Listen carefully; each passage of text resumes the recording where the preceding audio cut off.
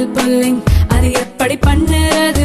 காலையில் எழுந்ததும் எதுவும் சாப்பிடாமல் இதயம் வளத்தை வாயில ஊத்தி நல்லா கொப்பளிக்கணும், அப்புறம் அதை துப்பிடணும். இதுதான் ஆயில் புல்லிங்.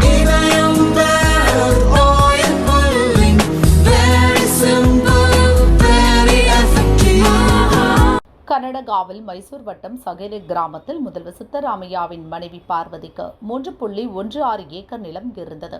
இந்த நிலத்தில் வீட்டு மனைகள் அமைக்க முடா எனப்படும் மைசூர் நகர்ப்புற வளர்ச்சி ஆணையம் கையகப்படுத்தியது. அதற்கு மாற்றாக மைசூரில் விலைமதிப்புள்ள விஜயநகர் பகுதியில் 14 வீட்டு மனைகளை பார்வதிக்கு முடா ஒதுக்கியது. நிலம் வழங்கியதில் ஊழல் நடந்துள்ளதாக கூறி எதிர்க்கட்சிகள் குற்றம் சாட்டின, போராட்டங்களை நடத்தின. முதல்வர் சித்தராமையா மீது வழக்கு பதிவு செய்து விசாரணைக்கு கவர்னர் தாவர்சந்த் கெலாட் அனுமதி அளித்தார். இதை ரத்து செய்ய கோரி ஹைகோர்ட்டில் சித்தராமையா முறையிட்டார். அவரது மனு நிராகரிக்கப்பட்டது. சமூக ஆர்வலர் ஸ்நேகமயி கிருஷ்ணா அளித்த புகார் அடிப்படையில் முதல்வர் சித்தராமையா மனைவி பார்வதி, அவரது அண்ணன் மல்லிகார்ஜுன சாமி, அவருக்கு நிலத்தை விற்ற தேவராஜ் ஆகியோர் மீது கடந்த ஆண்டு செப்டம்பரில் லோக் ஆயுக்தா வழக்கு பதிவு செய்து விசாரணை தொடங்கியது. இதனிடையே தமக்கு ஒதுக்கப்பட்ட நிலத்தை முடாவுக்கே திருப்பி ஒப்படைத்தார் பார்வதி.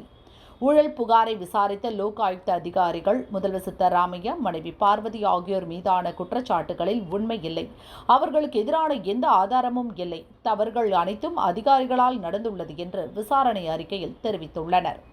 இதை ஏற்றுக்கொண்ட லோக் ஆயுக்தா கோர்ட் சித்தராமையா மற்றும் அவரது மனைவியை விடுவித்து உத்தரவிட்டுள்ளது. புகார்தாரர் ஸ்நேகமாயி மேல்முறையீடு செய்ய 1 வாரம் அவகாசம் அளிக்கப்பட்டது.